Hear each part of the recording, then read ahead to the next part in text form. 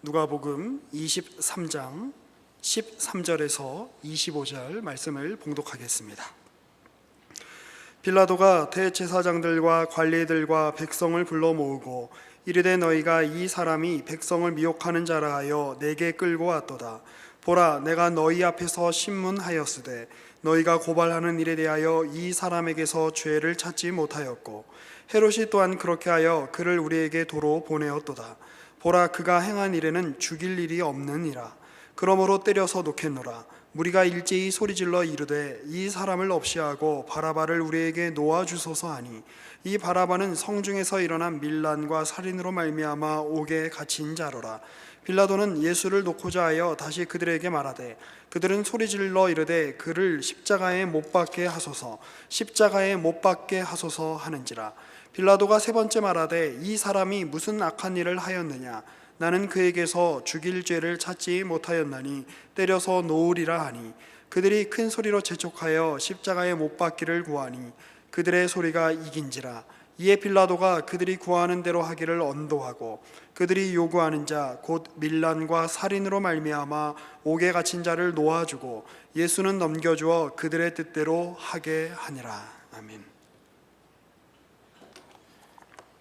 우리가 예수님의 마지막 일주일간의 행적을 보면서 놀라는 부분은 그 마지막 이렇게 끌려가시고 배신당하시고 끌려가시고 매맞으시고 수치를 당하시고 억울한 재판을 당하시고 못 박히시는 데까지 가는 그 예수님의 모습 속에서 예수님께서 이렇게 무능하게 끌려다니는 분으로 나오지 않고 오히려 당당하게 상황을 주도해 가시는 분으로 그려져 있다는 점이 참 놀라운 부분입니다.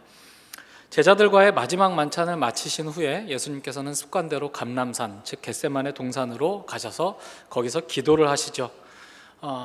예수님에게 있어서 예수님이 당당히 그 길을 걸어가셨다고 해서 예수님이 걸어가신 그 길이 쉬운 길이었다거나 걸을만한 길이었다라는 사실은 아닙니다. 예수님께서 겟세마네 동산에서 기도하시는 모습만을 봐도 너무나 잘 알 수 있죠. 그것은 매우 고통스러운 일이었고 그것은 자신의 전 존재를 하나님 앞에서 쥐어짜듯 하는 그런 고통의 길이었을 것입니다. 그러나 예수님께서는 그 기도의 말미에 내 뜻대로 마옵시고 아버지의 뜻대로 하소서라는 기도를 덧붙이시며 그 기도를 끝내시고, 그리고 이제 자기에게 주어진 그 길을 묵묵히 걸어가시죠. 가룟 유다를 앞세워 예수를 잡으러 온 무리들에게 잡혀가십니다. 잡혀가실 때에도 당당하게 잡혀가시죠. 너희들이 강도를 잡으러 오는 것 같이 그렇게 검과 몽치를 들고 왔느냐? 내가 성전에서 날마다 가르치되 왜 그때 잡아가지 아니하였느냐? 그러나 지금은 너희의 때다, 이렇게 선포하시고 어둠의 권세로다 선포하시고 그들을 따라가시는 모습을 우리가 볼 수 있습니다. 그 와중에도 부상당한 대제사장의 종을 고쳐서 낫게 하시고 그들을 따라가시죠. 예수님께서 그들이 붙잡아 가는 동안에 예수님을 따르던 제자들은 다 흩어져 버렸고 그나마 베드로만이 자기가 한 말을 조금이라도 지키기 위해서 멀찍이 예수님을 따라갔던 것을 우리가 기억합니다. 그러나 닭 울기 전에 베드로는 3번 예수님을 모른다고 부인했고 그 닭이 울었을 때, 그래서 베드로가 내가 말한 것들을 지켜낼 수가 없었구나 라고 확인하는 그 찰나에 예수님께서는 베드로를 돌아보시며 베드로에게 주셨던 말씀이 생각나게 하셨던 것을 우리가 봅니다. 이 모든 일 속에서 예수님은 상황에 그냥 이끌려가는 수동적인 피해자로 서 계시지 않고 모든 상황을 주도하는 사람으로, 주인공으로 서 계십니다. 다만 상황이 그렇게 되는 것을 허용하실 뿐이죠. 여기까지의 이야기가 지난주에 우리가 살펴본 이야기고요. 그 다음에 예수님께서 재판받는 모습들이 22장 66절부터 오늘 우리가 읽은 본문까지 소개가 되고 있습니다. 22장 66절부터 71절까지는 예수님께서 날이 새서 밤에 잡혀가시고 그 다음날 아침에 그 유대인의 공회에서 재판을 받으시는 장면을 우리에게 소개해주고 있습니다. 산헤드린이라고 하는 대제사장들과 서기관들과 관원들로 구성된 유대인의 어떤 종교적 최고 의결 기구였던 지역이었던 산헤드린에서 예수님이 재판을 받으십니다. 이 재판에서 예수님은 70절에 보시면 그러면 네가 하나님의 아들이냐 대답하시되 너희들이 내가 그라고 말하고 있느니라 라고 인정하셔서 더 들을 것 없다 라고 해서 하나님을 참칭한 죄, 신성 모독의 죄를 선고받고 이제 빌라도의 법정으로 그 재판장을 옮겨가게 됩니다. 23장으로 넘어가시면 23장 1절에서 7절까지 예수님은 사람들에 이끌려 빌라도에게로 끌려가십니다. 빌라도가 원래 거처하고 있는 빌라도의 공관은 지중해 해변에 있는 가이사랴 빌립보라는 지역입니다. 그런데 지금은 유대인의 유월절, 큰 명절인 유월절이 다가왔기 때문에 밀란과 소요를 염려해서 또 치안을 유지하기 위해서 총독이 지금 예루살렘으로 들어와서 거하고 있는 상황입니다. 모든 상황과 조건이 모든 권세들, 권력들에 의해서 예수님이 십자가에 못 박히시는 이 사건을 위해 세밀하게 준비가 되는 것처럼 보이죠. 어쨌든 그때 마침 빌라도는 예루살렘 공관에 들어와 있었고 예루살렘 공관으로 유대 종교 지도자들이 예수님을 끌고 가는 것입니다. 거기에서 예수님에 대하여 빌라도는 이 사람은 무죄다라고 선언을 합니다. 4절에 보시면 빌라도가 대제사장들과 무리에게 이르되 내가 보니 이 사람에게 죄가 없도다 이렇게 말하죠. 그런데 무리들이 이 대제사장들과 관리들과 그들이 이렇게 말하자면 모아온 무리들이 이 판결을 받아들이기를 거부하고 더욱더 강하게 이 사람의 예수님의 유죄를 몰아붙입니다.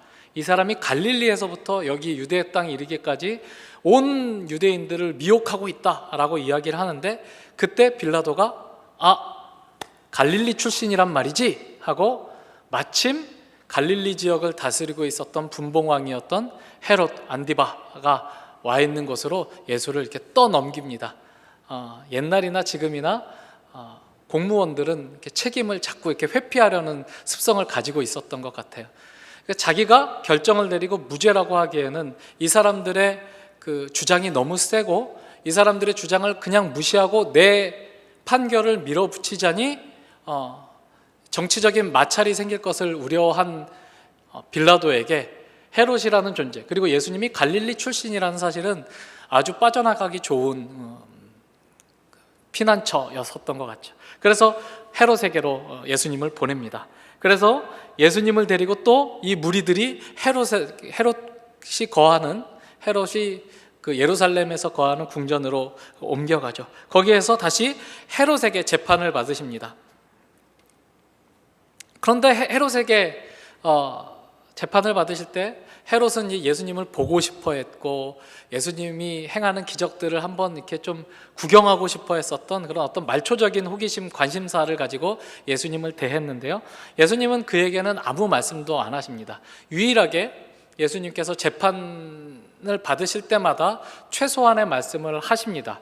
그 재판을 하는 사람의 말을 받아서 네가 그렇다고 얘기하고 있다. 네가 내가 하나님의 아들이라고 네 입으로 얘기하고 있다. 네가 유대인의 왕이라고 나에게 말했다. 이런 식으로 그 사람의 말을 받아서 그 말이 참된 고백이라는 것을 인정해 주시는 그런 표현들을 예수님이 써오셨던 반면에 헤롯에게는 일절 아무 대답도 하지 않으십니다.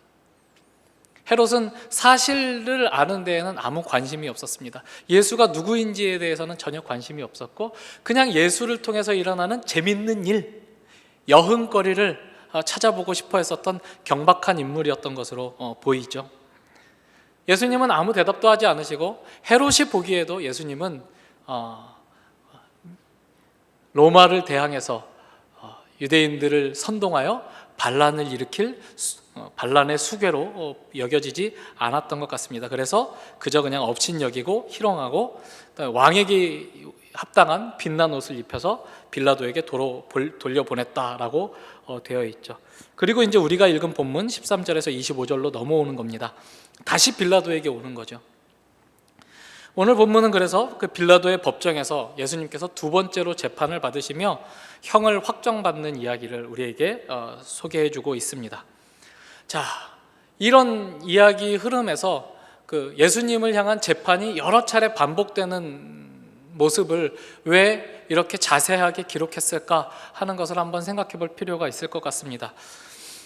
재판은 무엇을 하자는 것일까요?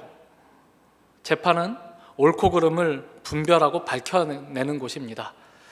지금에 와서야 우리가 사는 세상에서야 재판이라는 것이 그 적극적인 의미가 많이 퇴색하고 그냥 소극적으로 이해관계를 조정해서 이렇게 무언가 이렇게 좀 그 분쟁을 끝내고 좀 이렇게 나누는 일 정도로 생각하는 부분이 많이 있지만, 원래 재판이란 옳고 그름을 분별해서 선악을 분별해서 하나님의 뜻을 드러내는 것이 이스라엘의 정황 속에서 요구되는 재판이었습니다.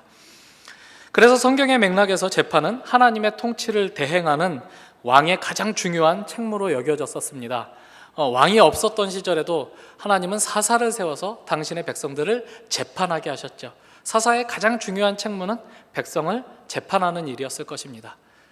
위기 시에 이방 민족이 쳐들어왔을 때 그 이방 민족의 손에서 이스라엘 백성들을 구원해내는 어떤 군사적인 임무도 그들이 가지고 있었지만, 그들이 평상시에 그 위기의 상황이 아닌 대다수의 시간, 평상시에는 백성들을 재판하는 일을 감당했었으리라 우리가 생각합니다. 솔로몬이 이제 왕이 된 후에 1,000번제를 드리죠. 그리고 하나님이 나타나셔서 네가 원하는 것 무엇이든지 구해라 라고 말씀을 하시고, 그 하나님의 그 말씀에 솔로몬이 나는 어려서 아직 지혜롭지 못하여 하나님의 백성들을 판단할 지혜가 부족하오니 주님의 백성들을 지혜롭게 판단할 지혜를 나에게 주십시오라고 요구해서 하나님이 크게 기뻐하셨던 사건을 우리가 떠올려 볼 수 있을 것입니다. 하나님은 솔로몬이 구하는 하나님의 백성을 재판하기 위해서 필요한 지혜를 저에게 주십시오라는 그 요구를 굉장히 흡족해 하셔서 이것저것 솔로몬이 구하지 않은 것까지도 다 주셔서 솔로몬을 역사상 가장 부유하고 부강하고 위대한 이스라엘 나라의 지도자로 세우셨죠. 하나님이 솔로몬에게 이것저것 많이 주어서 솔로몬이 위대한 왕이 되었다라는 그 사건 이후에 소개되고 있는 그 재판 이야기 우리가 다 아실 것입니다. 그 유명한 솔로몬의 재판이죠. 어떤 여자가 한 아이를 데려와서 서로 자기의 아이라고 주장하는 그 재판 이야기 말입니다. 둘 다 아이를 낳았는데 어느 날 한 산모가 자기 태아를 잘못해서 죽게 만들고, 이 사람이 살아있는 자기 잘 아는 가까이 사는 여인의 아들과 자기 아들을 바꿔치기 해서 서로 내 아들이다 라고 싸우는 그런 분쟁을 해결하기 위해서 재판까지 오게 된 케이스였죠. 거기에서 솔로몬이 어떻게 판결을 내리나요? 솔로몬이 서로 자기 아들이라고 주장하니 아이를 반을 갈라서 반씩 나눠주어라, 공평하게 하자, 이렇게 이제 이야기를 하죠. 그랬을 때 아이의 친모가 그렇게 하지 마십시오. 이 아이가 내 아이가 되지 않아도 좋으니 그 아이를 살려주십시오라고 하고, 친모가 아닌 여자는 갈라주십시오. 그래서 얘 것도 말고 내 것도 말게 그렇게 되게 해주십시오라고 요청해서 아이를 낳은 어미의 마음을 아는 지혜가 솔로몬에게 있다는 것이 드러나고, 솔로몬이 그것으로 지혜롭게 그 사건을 해결하는 장면이 소개가 되고 있습니다. 여기에서는 생명을 준 자, 친모의 마음을 솔로몬이 안다라는 사실이 굉장히 중요하고요. 이것은 그냥 단순히 솔로몬이 그렇게 지혜로웠어, 번뜩이는 데가 있었어, 이렇게 가볍게 끝나고 말아야 하는 주제가 아니라 여러 번 이 열왕기서를 다룰 때 강조가 된 바대로 이 사건은 이스라엘의 역사 내내 하나님의 마음을 나타내 보여주는 대표적인 이미지로 제공되고 있다는 사실을 우리가 배워왔습니다. 하나님은 이스라엘을 낳으신 분이고 이스라엘에게 생명을 주신 분이시기 때문에 이스라엘이 잘못하면 잘못한 것을 그냥 잘라가지고 없애버리는 식으로 이스라엘을 대우하시지 않으시고, 그를 살리시기 위해서 힘쓰고 애쓰고 마음이 불붙듯하는 그런 하나님이다라고 이야기를 하죠. 그 아이의 친모가 자기 아이가 반 갈라서 죽게 되었을 때 마음이 불붙듯하여 솔로몬 왕에게 그 아이를 내버려 두십시오. 죽이지 마십시오. 저 여자에게 주어도 좋으니 그 아이가 살게 해 주십시오 라고 이야기했었던 그 마음을 하나님이 그대로 가지시고, 불붙는 그 마음을 가지시고 이스라엘을 다루어 가신다라는 주제가 이 이야기를 통해서 제시되고 있는 것이죠. 성경의 맥락에서 재판이란 단지 이해관계를 조정하는 사회적 기구로서의 역할을 감당하는 것이 아닙니다. 그것은 옳고 그름을 분별하는 곳이어야 하고, 그 옳고 그름을 분별하는 기준이신 하나님의 마음을 알아야, 그래서 그 하나님의 마음에 합당한 판결을 내놓아야 하는 그런 곳이죠. 하나님은 그렇게 이 재판정을 통해서 하나님의 뜻이, 하나님의 성품이 이스라엘 백성들의 삶 속에서 드러나기를 의도하셨던 거죠. 이러한 의미에서 재판정이야말로, 재판이 이루어지는 그 장소야말로 이스라엘의 정체성이 가장 분명하게 드러나는 곳이라고 우리가 이해를 할 수 있을 것입니다. 그러나 예수님께서 재판을 받으시는 장면들을 우리가 살펴보면 그런 긍정적인 요소들, 하나님이 이스라엘 백성들에게 권위자를 세우시고 그들을 통해서 백성들을 재판하시는 그런 여러 가지 규례들을 제시하시고 그 법에 따라서 이스라엘이 다스려지는 그런 모습들은 예수님이 받으시는 재판에서 전혀 발견되고 있지 않다는 것이 참 의미심장하게 우리가 살펴봐야 될 부분이라고 여겨집니다. 대신에 하나님의 뜻이 펼쳐지고 하나님의 마음이 드러나고, 그래서 옳고 그름이 어떤 의미를 갖는지가 분명하게 드러나 생명을 살리는 일이 일어나야 되는 그 재판장에서 오히려 음모, 모함, 유도신문, 성급한 판결, 위증, 책임을 지려 하지 않는 권력, 말초적인 호기심, 이런 것들로 얼버무려져 있는 인간의 부조리가 모두 집합되어 있는 그런 부당함을 우리가 보게 되는 것입니다. 이 사건 속에서 예수님은 입을 열지 않으시고 최소한의 필요한 말씀만을 하시되, 그것도 고발하는 사람 그리고 판결하는 사람의 말을 받아서 네가 그렇게 말하고 있다라는 식으로 이야기하실 뿐입니다. 그냥 그들의 말이 사실이라는 것을 재확인하는 정도로만 예수님은 자기의 의견을, 자기의 변호를 마치십니다. 성경은 예수님이 재판받으신 이 4번의 재판, 이 재판 사건, 그리고 십자가 사건 전체가 하나님이 예수님을 통하여 세상의 정사와 권세의 실체를 드러낸 사건이라고 우리에게 가르쳐주고 있습니다. 같이 우리 골로새서로 한번 넘어가 보겠습니다. 골로새서 2장입니다.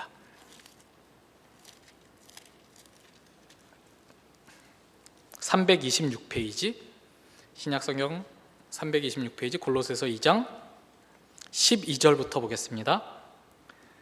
너희가 세례로 그리스도와 함께 장사되고 또 죽은 자들 가운데서 그를 일으키신 하나님의 역사를 믿음으로 말미암아 그 안에서 함께 일으키심을 받았느니라. 또 범죄와 육체의 무할례로 죽었던 너희를 하나님이 그와 함께 살리시고 우리의 모든 죄를 사하시고 우리를 거스르고 불리하게 하는 법조문으로 쓴 증서를 지우시고 제하여 버리사 십자가에 못 박으시고, 여기까지는 우리가 너무나 잘 아는 십자가의 어떤 기능이죠. 십자가에서 일어난 사건이죠. 그리고 통치자들과 권세들을 무력화하여 드러내어 구경거리로 삼으시고 십자가로 그들을 이기셨느니라. 이렇게 말하고 있습니다. 십자가 사건은 단지 예수님께서 우리의 죄를 사하시고 우리의 죄를 속하신 그 대속사역만 들어있는 것이 아니라 이 십자가 사건, 이 십자가까지 가는 데 있어서 일어난 모든 재판, 그 재판에서 보여지는 권력의 모습들, 이런 것들을 통해서 세상 권세, 세상 권력이 그 실체가 어떠한 것인지를 무력화하여 무장 해제시켜서 벌거벗겨서 우리에게 드러내 보여준 사건이다라고 이야기를 하고 있는 것이죠. 우리는 오늘 우리가 읽은 누가복음 23장 13절에서 25절 그 본문에 앞서서 유대 종교 지도자들이 종교 재판을 끝낸 후에 그들이 예수님을 신성 모독이라고 그 예수님의 죄를 확정했었던 것을 기억합니다. 그리고 예수를 데리고 빌라도에게 데려갔을 때는 빌라도가 처형할 만한 죄목으로 또 새롭게 포장하는 모습을 보죠.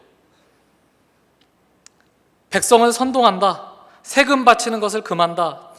굉장히 예수님이 하신 말씀을 너무나 왜곡한 말씀이죠.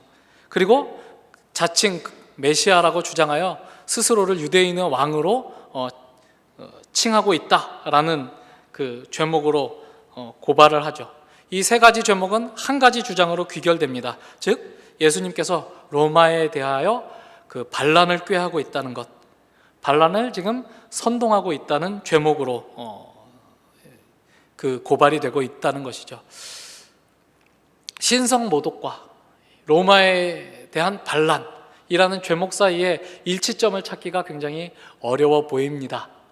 사실 신성 모독이라는 죄목은 로마가 개입하지 않아도 되는 문제였고 그 문제로는 빌라도의 판결을 이끌어낼 수 없었기 때문에 이 유대 종교 지도자들은 예수님의 죄가 그들이 판단하기로는 신성 모독이라는 것으로 결정났음에도 불구하고 빌라도에게 가서는 다른 죄목으로 예수님을 죽이지 않을 수 없는 죄목으로 고발하고 있는 것이죠.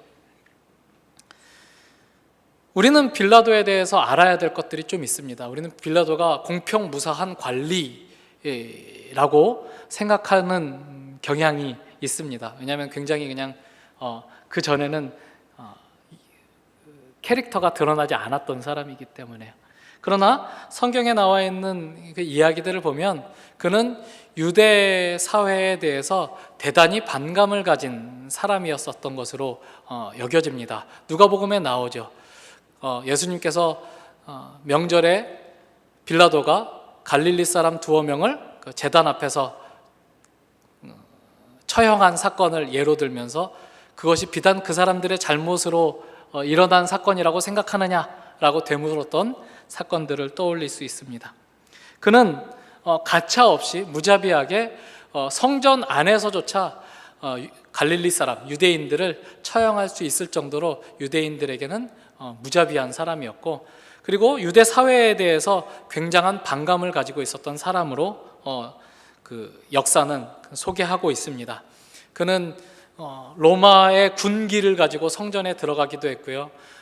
예루살렘 성 내에다가 그 로마의 신 이름이 적혀 있는 깃발들, 방패들을 이렇게 전시해 놓기도 해서 유대인들의 그 분노를 자아냈었던 인물이기도 했었습니다.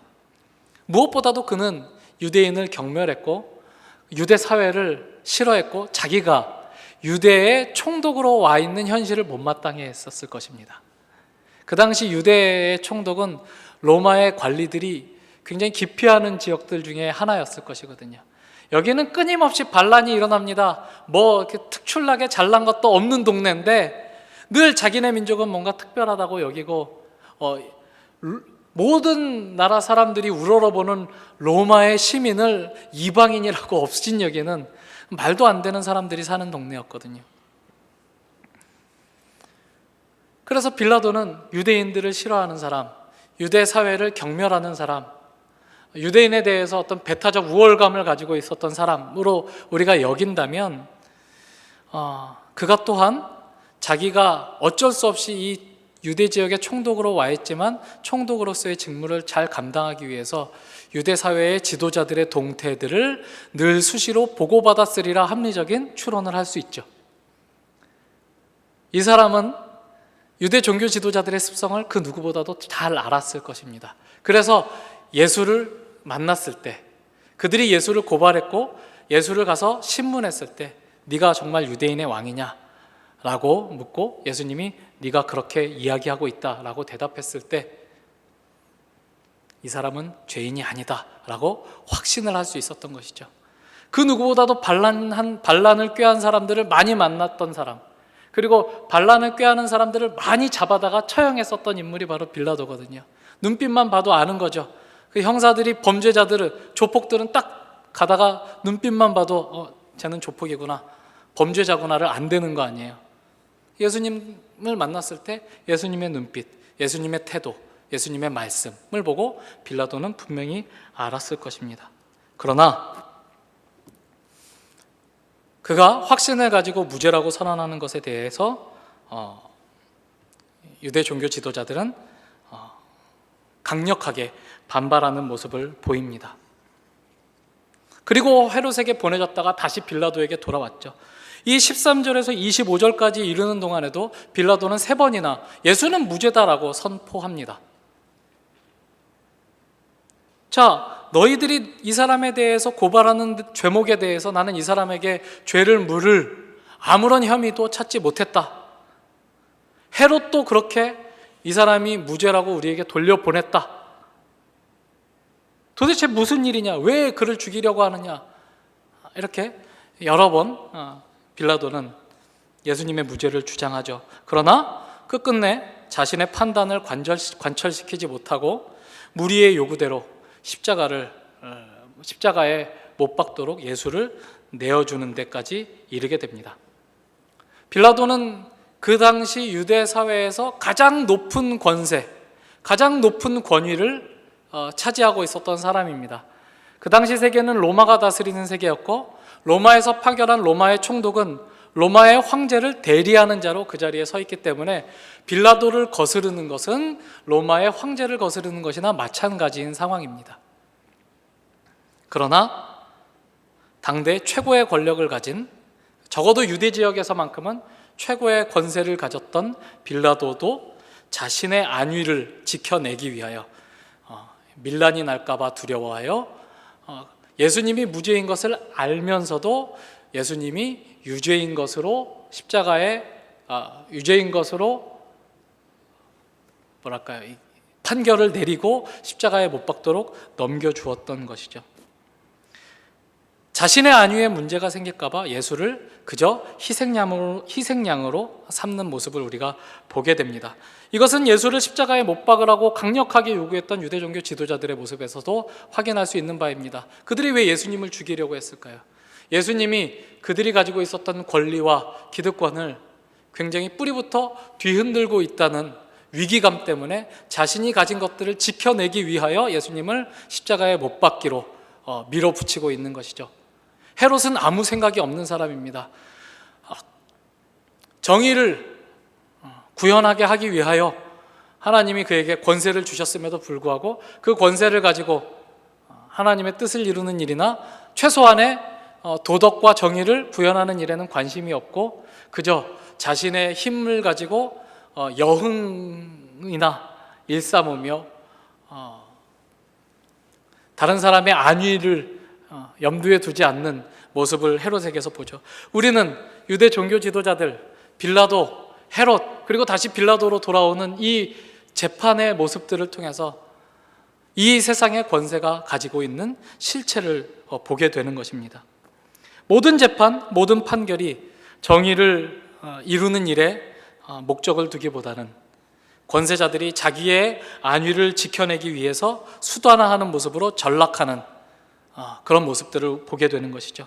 이것이 세상 권세가 하는 일이라고 예수님의 십자가 사건은 우리에게 드러내서 보여주고 있는 것이죠.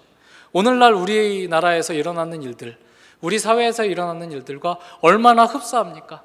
여러분들은 법정에 가면 법정에서만큼은 정의가 구현될 거라고 확신하십니까? 우리나라의 사람들이 사법 시스템에 대해서 가지고 있는 신뢰도는 매우 낮은 것으로 알려지고 있습니다. 이 사건에서 내가 올바르게 행동하였느냐 행동하지 않았느냐, 나에게 죄가 있느냐 없느냐보다 누가 더 비싼 변호사를 부르느냐, 누가 정관을 섭외하느냐가 더 중요한 원인이 되고 있다는 현실. 많은 사람들이 정말 그것이 사실인지 아닌지와는 별개로 실제로 우리나라의 사법 시스템은 그렇게 돌아가고 있다고 믿는 현실이 그것을 증거하고 있죠. 전혀 다르지 않습니다. 세상의 권세는 이 세상의 시스템은 예수님을 십자가에 못 박았을 때나 2000년이 지나고 공간을 뛰어넘어 우리가 살고 있는 시대 대한민국에서 이루어지는 모습이나 아무것도 달라진 것이 없습니다. 세상은 원래 그런 곳이다라고 십자가는 우리에게 고발을 하고 있죠. 세상의 권세가 하는 일과 예수께서 하시려는 일 사이에 얼마나 극명한 대조가 일어나고 있습니까? 세상은 자기의 것을 지키기 위하여 자기들도 아는 이 사람은 죄가 없다라고 판결을 내린 그 사람을 기꺼이 희생양으로 내어모는, 죽여버리는, 잘라내는 그런 모습으로 드러나고 있고, 예수는 자신의 목숨을 내어주는 것으로 자기의 백성을 구원하시기 위하여 그 십자가의 길을 묵묵하게 일체 입을 열지 않으시고 털 깎는 자 앞에 잠잠한 양같이 걸어가시는 모습을 우리에게 보여주고 있는 것이죠. 세상과 하나님은 어떻게 다른가? 세상의 권세와 하나님이 의도하신 권세는 어떻게 다른가? 우리 앞에 대조돼서 보여주고 있는 지점이 바로 예수님이 재판을 받으시는 이 이야기들, 십자가에 달리시는 이야기들 속에서 드러나고 있는 이야기이죠. 솔로몬의 재판에서 아이를 낳은 여인과 그냥 그 아이를 가지려고 하는 여인은 어떻게 다릅니까?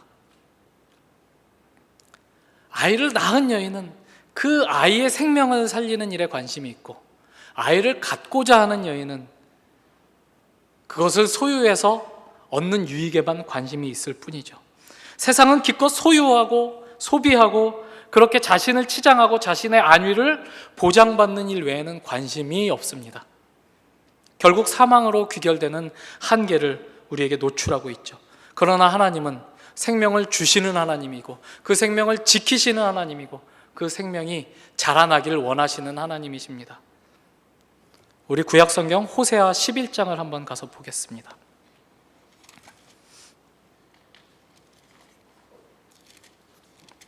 구약성경 1266페이지 호세아 11장 7절입니다. 호세아 11장 7절, 내 백성이 끝끝내 내게서 물러나가니 비록 그들을 불러 위에 계신 이에게로 돌아오라 할지라도 일어나는 자가 하나도 없도다. 에브라임이여 내가 어찌 너를 놓겠느냐? 이스라엘이여 내가 어찌 너를 버리겠느냐? 내가 어찌 너를 아드마같이 놓겠느냐? 어찌 너를 스보임같이 두겠느냐? 내 마음이 내 속에서 돌이켜 나의 긍휼이 온전히 불붙듯 하도다. 내가 나의 맹렬한 진노를 나타내지 아니하며 내가 다시는 에브라임을 멸하지 아니하리니 이는 내가 하나님이요 사람이 아님이라. 내 가운데 있는 거룩한 이니 진노함으로 내게 임하지 아니하리라. 그들은 사자처럼 소리를 내시는 여호와를 따를 것이라. 여호와께서 소리를 내시면 자손들이 서쪽에서부터 떨며 오되 그들은 애굽에서부터 새같이 아수르에서부터 비둘기같이 떨며 오리니 내가 그들을 그들의 집에 머물게 하리라. 나 여호와의 말이니라. 아무리 불러도 돌아오지 않는 이스라엘 백성을 향하여 이것들이 안 돌아온다 그럼 죽여버리겠다 하고 멸망시키고 마는 하나님이 아니라, 니들이 그렇게 안 돌아오겠다고 스스로를 하나님으로부터 격리시켜 다른 길로 끝끝내 가고자 할지라도 너희를 향한 나의 사랑이 나를 가만히 있게 냅두지 않는다. 긍휼이 내 속에서 불붙어서 내가 가만히 있을 수가 없다. 나는 반드시 너희를 구원해 내고야 말리라. 반드시 너희를 이 땅으로 돌아오게 하여 너희에게 처음 의도했었던 그 언약을 내가 성취할 것이다 라고 하나님께서 선언하시고 있는 구약성경의 가장 기가 막힌 대목들 중에 한 부분입니다. 본문에서 예수님의 모습과 세상 권세의 모습이 이렇게 대조가 되고 있는 것이죠. 아이를 낳은 여인과 아이는 그저 갖기를 원하는 여인의 대조가 여기서 나는 것이죠. 그 아이가 죽게 되었을 때 아이의 어미가 그 아이를 향하여 마음이 불붙었던 것처럼 내 백성이 나를 버리고 사망의 길로 가는 것에 대하여 하나님은 그 마음에 불이 붙어 그 긍휼이 하나님을 일하게 하시고 구원하게 하시고, 그래서 예수를 보내서 예수로 하여금 대신 십자가를 지게 하셔서 결국 구원해 내시는 그 하나님의 끈질기신 역사하심, 그 하나님의 신실하심이 이 본문 속에서 드러나고 있는 것입니다. 예수님은 이리저리 끌려다닐 뿐입니다. 겟세마네 동산에서 잡아서 대제사장 집으로 끌고 가고, 대제사장 앞에서 공회 앞으로 끌고 가고, 공회에서 빌라도 궁전으로, 빌라도 궁전에서 헤롯 궁전으로, 헤롯 궁전에서 다시 빌라도 궁전으로, 그리고 십자가를 지워서 골고다로 예수님은 이리저리 끌려다닐 뿐입니다. 그러나 그렇게 끌려다니시는 예수님께서 자신을 내어주셔서 우리의 구원을 이루십니다. 정말 사태를 주도하고 계시는 분은 예수님이십니다. 하나님이 세상과 권세를 주장하고 계십니다.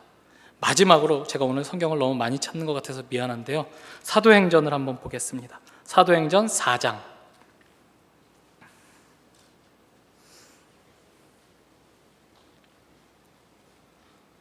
사도행전 4장 23절입니다. 193면.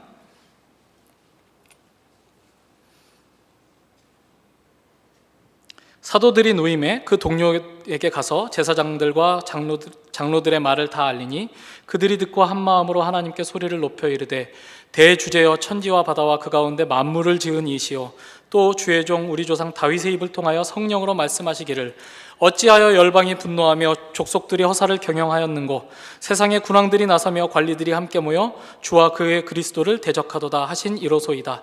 과연 헤롯과 본디오 빌라도는 이방인과 이스라엘 백성과 합세하여 하나님께서 기름 부으신 거룩한 종 예수를 거슬러 하나님의 권능과 뜻대로 이루려고 예정하신 그것을 행하려고 이 성에 모였나이다. 백성들과 군왕들이 힘을 다해서 힘을 모아서 하나님을 대적하려고 하지만 하나님은 그것을 가지고 하나님의 뜻을 오히려 이루십니다. 그들이 모여서 하나님을 대적하려고 하지만 결국은 하나님이 권능과 뜻대로 이루려고 예정하신 그것을 그들의 손으로 이룰 뿐이라고 여기서 사도들은 예수님의 십자가 사건을 이해하고 있습니다. 계속해서 읽어볼까요? 하나님 주여 이제도 그들의 위협함을 굽어보시옵고 또 종들로 하여금 담대히 하나님의 말씀을 전하게 하여 주시오며 손을 내밀어 병을 낫게 하시옵고 표적과 기사가 거룩한 종 예수의 이름으로 이루어지게 하옵소서 하더라. 빌기를 다함에 모인 곳이 진동하더니 무리가 다 성령이 충만하여 담대히 하나님의 말씀을 전하니라. 상황은 여전히 바뀐 것이 없습니다. 그때 예수를 죽였던 대제사장들과 유대 종교 지도자들도 그대로 있고 헤롯도 그대로 있고 빌라도도 그대로 있습니다. 그리고 예수의 제자들은 예수께서 각오 없는 이 세상에서 예수께서 맡기신 일을 하려고 지금 여기에 모여 있습니다. 뭐라고 말합니까?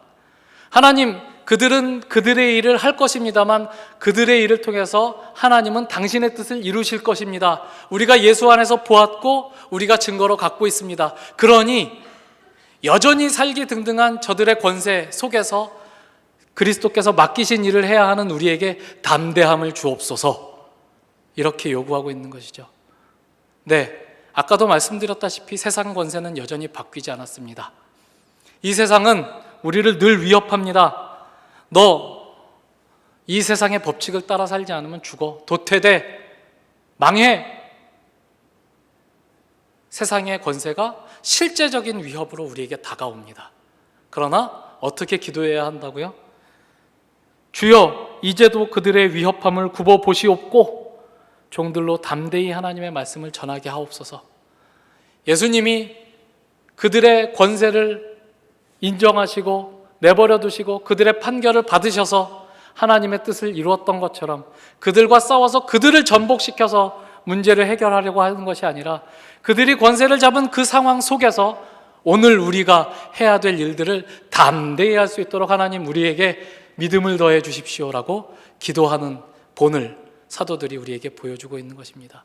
예수께서 가신 길이고 사도들이 걸어간 길이고 오늘 우리에게 하나님이 요구하고 계시는 길입니다. 이것이 제자들이 예수의 뒤를 따라 걸어야 할 십자가의 길입니다. 무엇을 구하고 계십니까? 하나님 안심하게 해주십시오. 나도 좀 힘을 갖게 해주십시오. 상황을 좀 바꿔주십시오. 권력을 교체시켜 주십시오.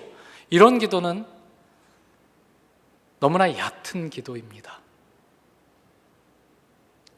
하나님, 내 생각으로는 이해가 되지 않는 이 세상의 구조들, 부조리들, 우리를 분노하게 하는 여러 가지 억압하는 것들, 분노하게 할 뿐만 아니라 우리를 두려움에 떨게 하는 세상의 위협들, 하나님, 그것들이 그대로 있어도 하나님은 하나님의 뜻을 이루시는 하나님이십니다.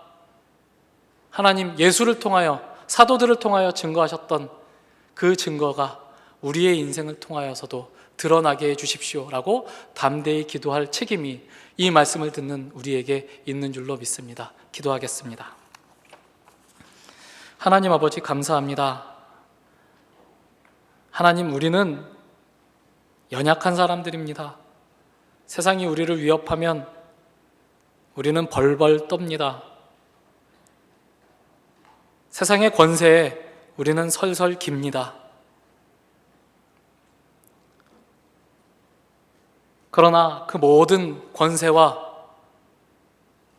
권력들을 하나님이 허락하셨고, 허락하신 그것들이 마음껏 활개를 치는 속에서도 하나님이 당신의 뜻을 성실하게 이루신다고 십자가를 통하여 증언하셨고, 그 예수께서 걸으신 십자가의 길이야말로 가장 의미 있고 영광되고 위대한 길이라고 우리에게 가르쳐 주셨사오니, 하나님, 우리도 두려움을 떨쳐내고 주를 의지하여 십자가의 길을 걸어갈 수 있도록 도와주시옵소서. 그렇게 우리의 신앙의 걸음을 주 앞에서 결단하는 오늘 복된 시간 될 수 있도록 축복하여 주시옵소서. 예수님의 이름으로 기도합니다. 아멘.